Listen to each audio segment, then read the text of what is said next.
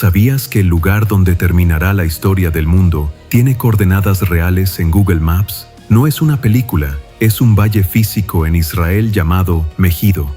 Aquí han muerto millones en guerras que cambiaron la civilización, pero la Biblia advierte algo aterrador. La próxima batalla hará que las guerras mundiales parezcan simples escaramuzas. ¿Por qué este pequeño valle, y no una capital moderna, es el epicentro del colapso final? Hoy, revelamos el misterio detrás del Armagedón. Quédate, porque el reloj de la humanidad está por detenerse.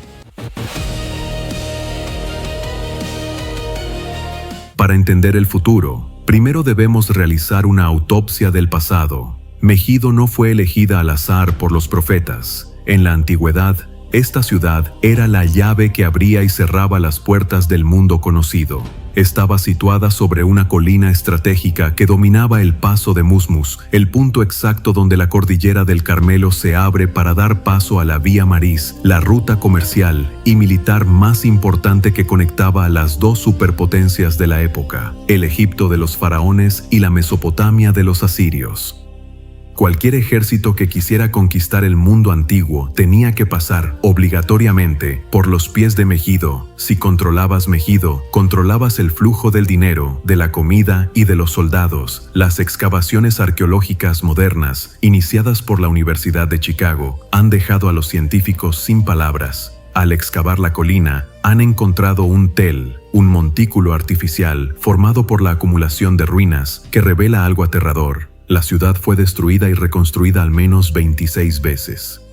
Es un pastel de bodas de destrucción, capa tras capa. Los arqueólogos han encontrado cenizas de cananeos, egipcios, israelitas, asirios y persas. Cada civilización creía que su fortaleza en Megido sería eterna, pero todas terminaron devoradas por la tierra. Es, literalmente, el lugar del planeta que ha concentrado más violencia por metro cuadrado en toda la historia documentada. Frente a la colina de Megido se extiende el valle de Jezreel. Los geógrafos militares lo describen como una llanura aluvial perfecta. Es tan vasto y tan plano que parece haber sido diseñado por ingenieros para el despliegue de maquinaria bélica pesada. Incluso Napoleón Bonaparte, el genio de la artillería, quedó estupefacto al observar la llanura desde las ruinas de la antigua fortaleza en 1799. Sus palabras quedaron grabadas en los anales de la historia militar. No existe en todo el mundo un campo de batalla más natural que este. Aquí se podría desplegar el ejército más grande que la tierra haya conocido jamás. Napoleón comprendió lo que la Biblia ya había establecido. En Jezreel no hay dónde esconderse. Es un terreno de aniquilación total, donde la caballería antigua y los tanques modernos pueden moverse sin obstáculos naturales. Es aquí donde la historia comienza a conectarse con la profecía. Apocalipsis capítulo 16, verso 16 declara: «Y los reunió en el lugar que en hebreo se llama Armagedón».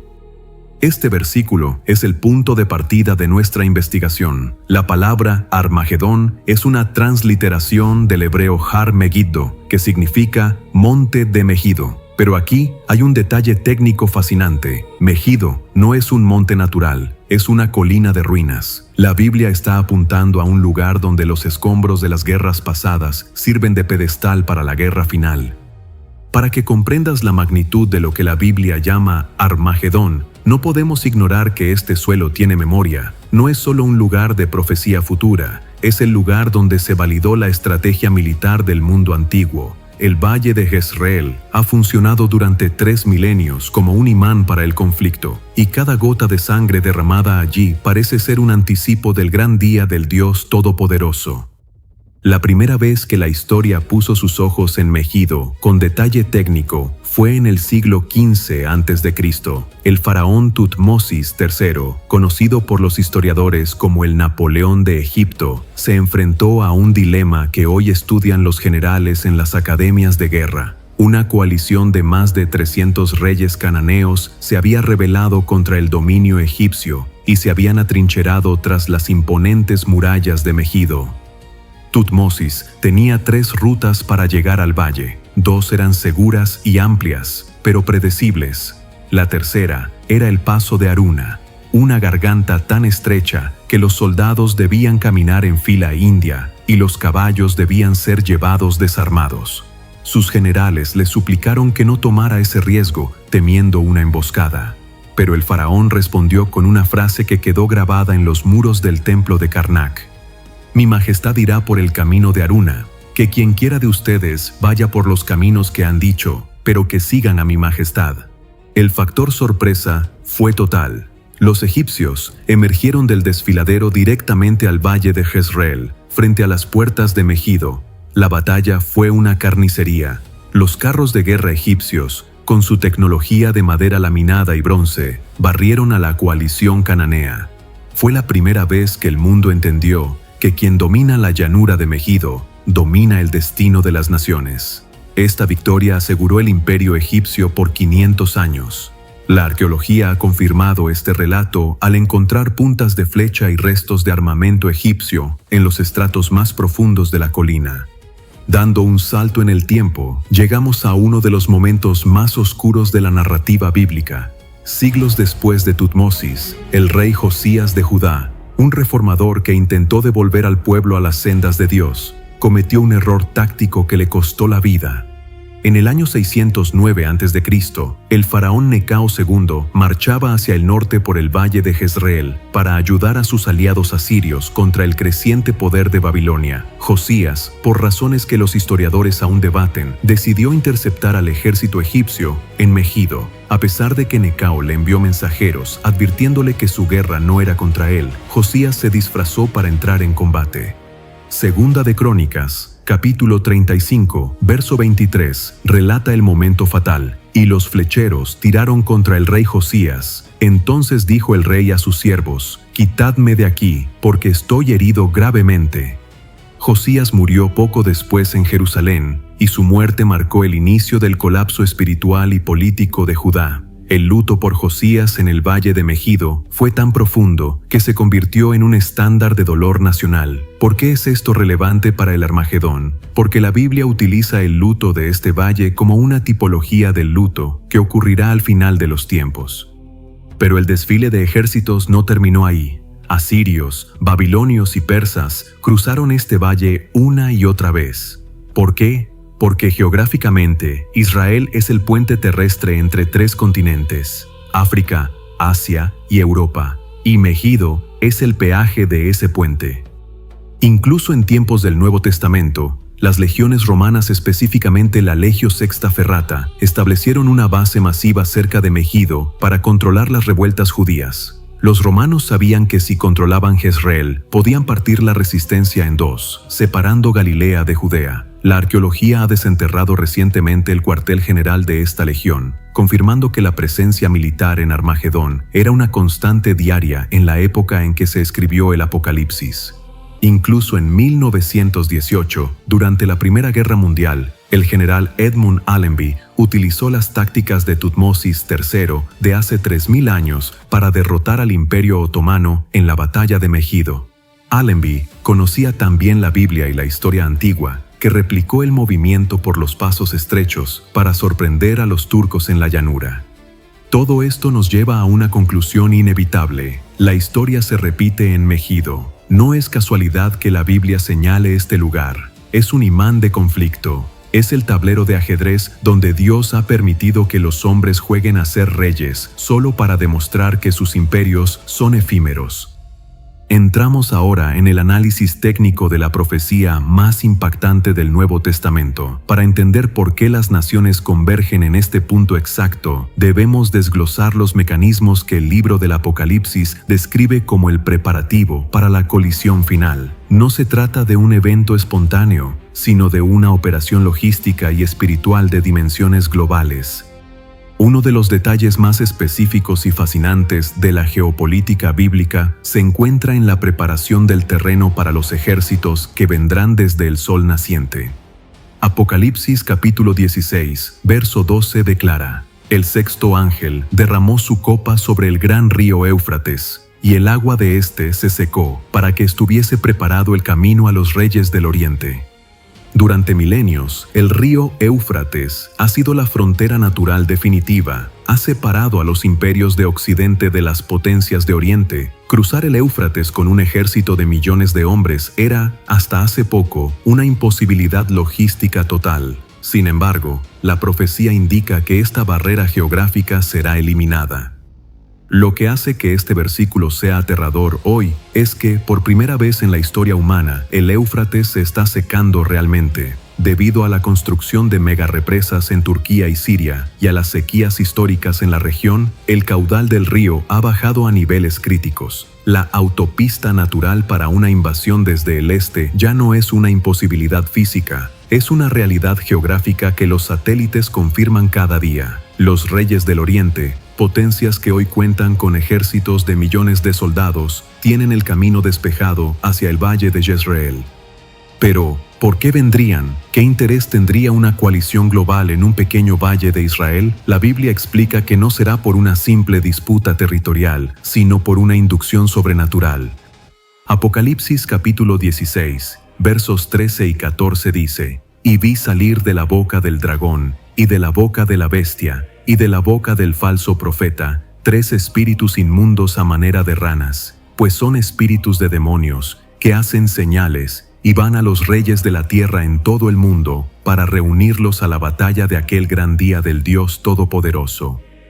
En términos de inteligencia moderna, esto describe una campaña de desinformación y manipulación psicológica a nivel global. Estos espíritus actúan como agentes de influencia que convencen a los líderes de las naciones de que la única forma de asegurar el orden mundial es concentrar su poderío militar en la región de Israel. La palabra griega usada para reunir es synagagein, que implica una convocatoria formal, una movilización obligatoria. Las naciones no van a Armagedón por accidente, van porque han sido seducidas por un sistema de poder global que la Biblia identifica como la bestia. Este líder político y militar de los últimos días utilizará una crisis global posiblemente económica o de seguridad para justificar la ocupación masiva del valle de Jezreel.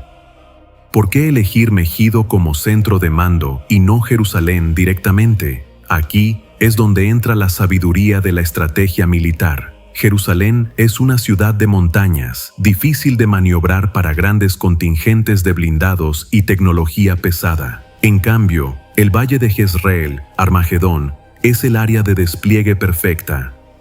Desde Megido, un ejército puede controlar los puertos del Mediterráneo, las rutas hacia Damasco al norte y el camino hacia Egipto al sur. Es el centro neurálgico donde las naciones establecerán su logística antes de lanzar el asalto final hacia la piedra pesada, Jerusalén.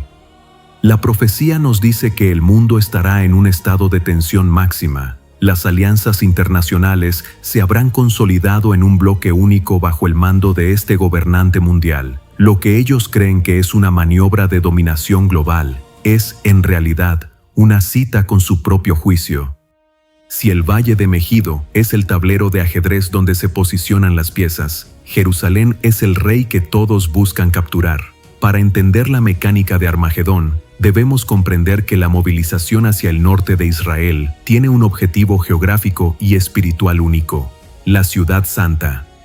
El profeta Zacarías, escribiendo hace más de 2500 años, dejó una de las descripciones geopolíticas más precisas que existen sobre el estado actual del mundo. No habló de una ciudad olvidada, sino de un punto de fricción que agotaría la diplomacia de todos los imperios. Zacarías capítulo 12, verso 3, declara: «Y en aquel día yo pondré a Jerusalén por piedra pesada a todos los pueblos. Todos los que se la cargaren serán despedazados, bien que todas las naciones de la tierra se juntarán contra ella». La imagen es vívida. Jerusalén es una roca maciza que las naciones intentan mover, levantar o dividir para adaptarla a sus propios intereses políticos. Sin embargo, la profecía advierte que cualquiera que intente manipular el destino de esta ciudad terminará herido de gravedad. Hoy vemos cómo la ONU, las superpotencias y los bloques regionales centran gran parte de su agenda en el estatus de Jerusalén. Según la Biblia, esta tensión no disminuirá, se intensificará hasta que el mundo decida que la solución final es una intervención militar masiva. La Biblia detalla que, mientras los ejércitos se concentran en la llanura de Armagedón para organizar su logística, el ataque principal se dirigirá hacia el sur, hacia las murallas de Jerusalén. Zacarías capítulo 14, verso 2, explica la magnitud del asalto. Porque yo reuniré a todas las naciones para combatir contra Jerusalén, y la ciudad será tomada, y serán saqueadas las casas, y violadas las mujeres, y la mitad de la ciudad irá en cautiverio, mas el resto del pueblo no será cortado de la ciudad. Este es el momento de mayor oscuridad en la profecía. Describe una coalición global que logra romper las defensas de la ciudad. No es una guerra de fronteras. Es un intento de erradicar la presencia espiritual de Dios en la tierra atacando su capital elegida. Los espíritus de demonios que mencionamos en la parte 3 habrán logrado su objetivo, convencer al mundo de que la paz global solo es posible si Jerusalén es sometida por completo. Para el analista secular, Jerusalén es solo una ciudad vieja con problemas religiosos. Para el sabio investiga, es el epicentro de un conflicto dimensional. Es el lugar donde Abraham ofreció a Isaac, donde Salomón construyó el templo, donde Jesús fue crucificado y resucitó. Y lo más importante para los ejércitos de Armagedón, el lugar donde está profetizado que el Mesías establecerá su trono. La reunión en Armagedón es, en realidad, un intento de las naciones por bloquear el regreso del rey. Es una rebelión armada contra la autoridad divina. Los ejércitos no están allí solo para pelear entre ellos. Están allí para oponerse a lo que está por descender del cielo. La topografía de Jerusalén, rodeada de valles profundos como el de Josafat, Cedrón y el de Hinnom, la convierte en una fortaleza natural, pero también en una trampa. La Biblia indica que cuando el asedio llegue a su punto culminante y la esperanza humana se haya extinguido, el escenario estará listo para la intervención que cambiará la física de nuestro planeta. Las naciones creen que han ganado la batalla en las calles de Jerusalén sin saber que solo han caminado hacia el lugar de su propio juicio. Cuando la estrategia militar de las naciones parece haber alcanzado su objetivo y Jerusalén se encuentra en el punto de máxima vulnerabilidad, la Biblia describe un evento que rompe con todas las leyes de la física y la guerra convencional. No se trata de un contraataque humano, sino de una respuesta del planeta mismo ante la presencia de su creador.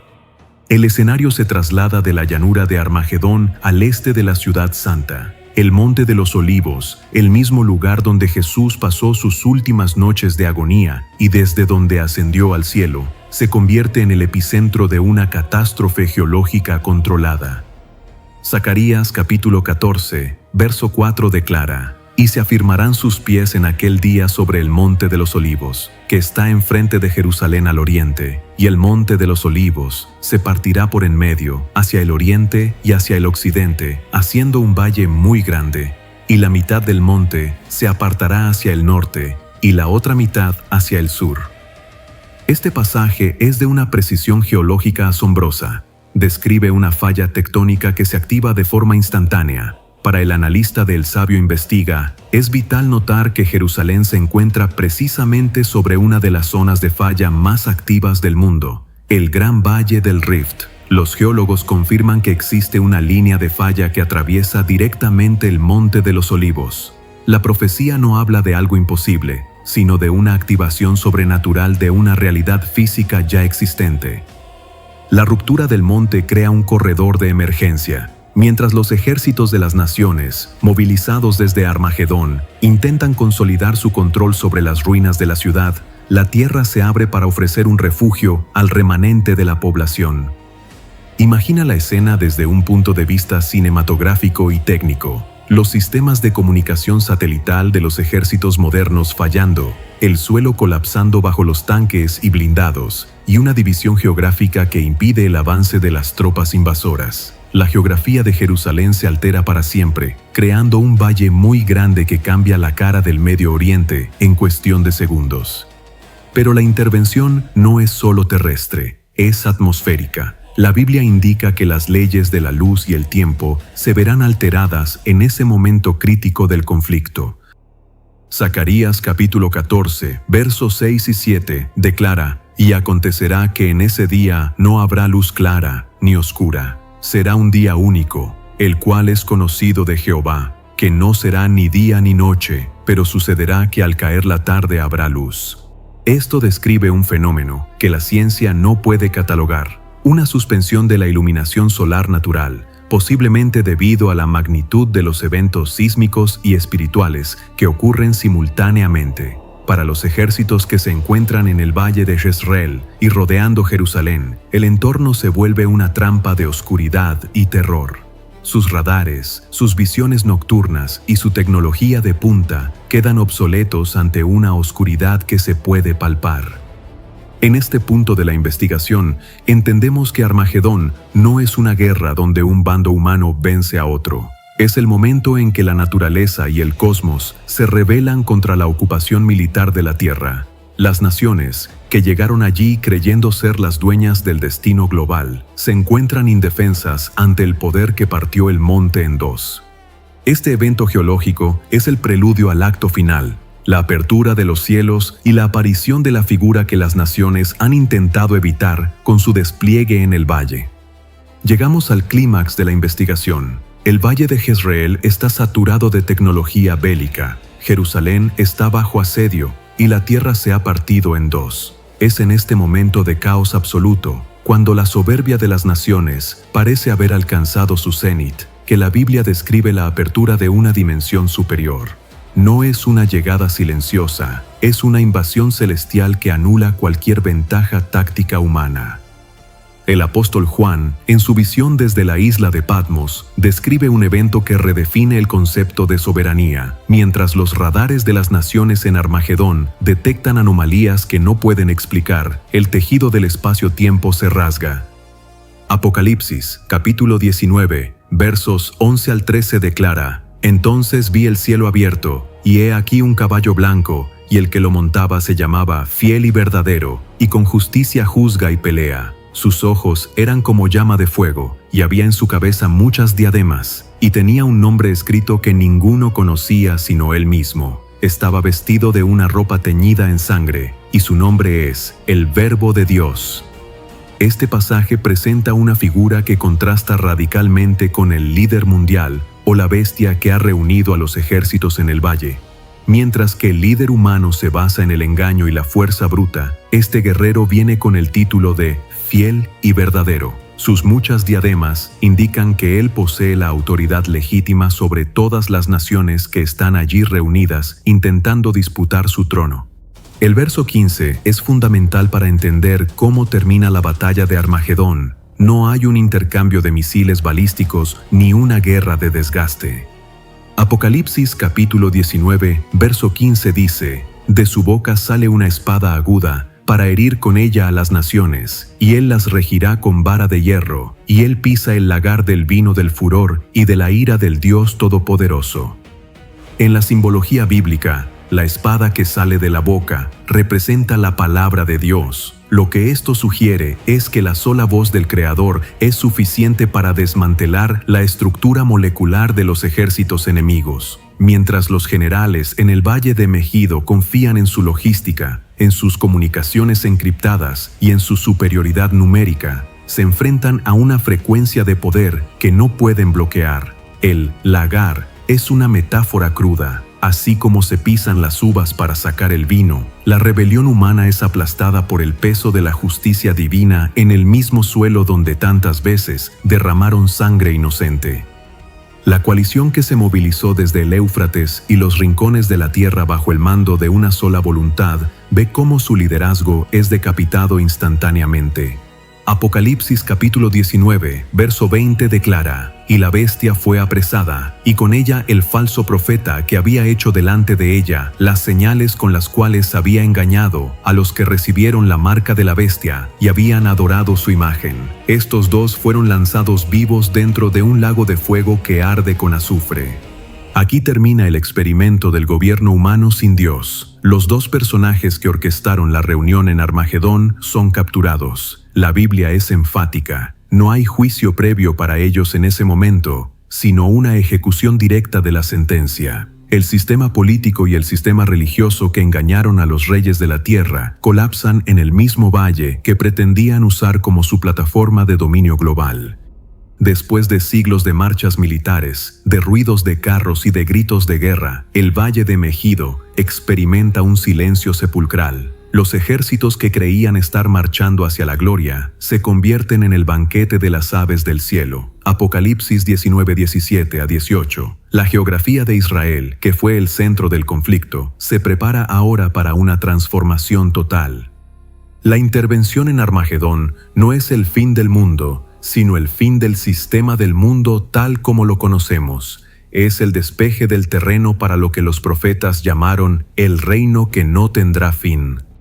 Tras la derrota de los ejércitos en Armagedón, la Biblia no describe el fin de la existencia, sino una reconfiguración radical del planeta. El valle de Jezreel y la región de Jerusalén dejan de ser escenarios de guerra para convertirse en el epicentro de una nueva era.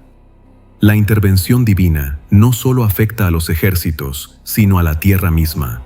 La ruptura del Monte de los Olivos es solo el inicio de una transformación geológica sin precedentes. Zacarías capítulo 14, verso 8 declara: Acontecerá también en aquel día que saldrán de Jerusalén aguas vivas, la mitad de ellas hacia el mar oriental y la otra mitad hacia el mar occidental. En verano y en invierno será esto. Este versículo describe la aparición de un nuevo sistema hidrológico. Jerusalén, que históricamente ha dependido de fuentes limitadas como el manantial de Gijón, se convierte en el origen de un río que fluye hacia el Mar Muerto, Mar Oriental, y hacia el Mediterráneo, Mar Occidental. Esto implica una sanación del ecosistema. El Mar Muerto, hoy biológicamente estéril, volverá a tener vida.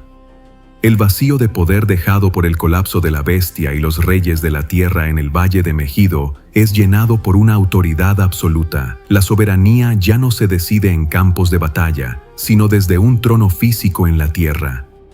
Zacarías capítulo 14, verso 9 declara: Y Jehová será rey sobre toda la tierra. En aquel día Jehová será uno, y uno su nombre. Este es el cumplimiento del reino de 1000 años, mencionado en Apocalipsis 20. El valle de Jezreel, que durante 3000 años fue el corredor de los imperios, se transforma en un jardín fértil. La Biblia indica que las naciones que sobrevivan a los juicios deberán subir año tras año a Jerusalén para adorar al Rey. El conflicto por la piedra pesada ha terminado. Ahora es la piedra angular de la paz mundial. Hermanos, el valle de Megido ha visto pasar a todos los grandes conquistadores, de Tutmosis III a los generales de la Gran Guerra. Todos ellos creyeron que sus nombres quedarían grabados para siempre. Hoy, sus fortalezas son solo polvo que los turistas sacuden de sus zapatos. La historia del mundo no es un caos aleatorio, es una línea recta hacia una coordenada exacta en Israel. Armagedón no es solo una batalla, es el recordatorio de que la soberbia humana tiene fecha de caducidad. Al final de la guerra más grande, lo único que queda en pie no es un ejército, sino el reino de Dios. Si esta investigación te ha revelado la verdad detrás del fin de los tiempos, suscríbete y comparte. Aquí en El Sabio Investiga, seguimos buscando la verdad en la historia, la arqueología y la profecía. Y nos vemos en la próxima investigación.